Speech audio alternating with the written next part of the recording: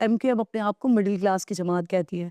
मैं आपको देखती हूँ आज से 4 साल पहले भी जब मैं आपको इंटरव्यू करने आई थी, इसी घर में आई थी। फारूक भाई के जब घर जाती हूँ पीआईबी, वो भी 120 गज़ के घर में रह रहे हैं।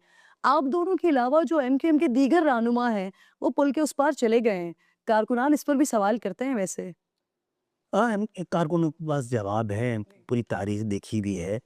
आप ऐसे कई लोगों को तो जान सकते हैं कि जो अपने घरों को शिफ्ट कर गए हैं या मुल्क से बाहर चले गए हैं या पैदल आए थे हम, लेकिन आप उन लोगों को नहीं जानती हैं, जो बड़े खर्च हो गए हैं। इसी वक़्त एक एमएनए हमारे अहमद सलीम सिद्दीकी हम सबसे सीनियर हैं, तो बाइके पे सफ़र कर रहे हैं अभी भी, एमएनए हैं। और ये नहीं कि कोई वो दिखाने के लिए कर रहा हो, लोगों को पता लोग देख रहे हैं तो परेशान हो रहे हैं। यही थी एमक्यूएम, पूरी एमक्यूएम ऐसी थी और ऐसी ही होनी चाहिए। ऐसी थी और ऐसी ही होनी चाहिए, बल्कि एमक्यूएम में रह के लोग लुट गए हैं। तो जो लोग अगर शिफ्ट हो गए तो फिर लूटने वालों में ना कहलाएँ।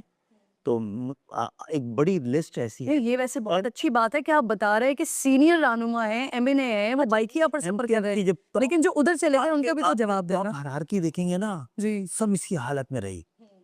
क्योंकि वो जिस दौर में वो आए हैं और जिस दौर में हम लोग थे, वो दौर मुख्तलिफ था। लेकिन सवाल खालिद भाई वहाँ उस उठता है कि बाइक पे जो आया और वो फिर वीगो डालो में चला गया और पुल के उस पार चला गया, उसका तो जवाब देगा। उसका जवाब तो उन्हीं से लीजिए ना। उन्हीं से जवाब एमक्यूएम में तो इजाज़त नहीं दी होगी ना? जी। अच्छा एक और भी बड़ा मसला अगर कराची में कर सकता हूँ, मैं तो बता भी सकता हूँ, तो मैं तो भाई डॉक्टर हूँ और अमेरिका में रहा हूँ 14-15 साल। हुँ, लेकिन आप मुझसे पूछेंगे ना कि न्यूरोसर्जन थे क्या आप? जी। जो आप ये हो गए, तो पूछते भी नहीं हैं।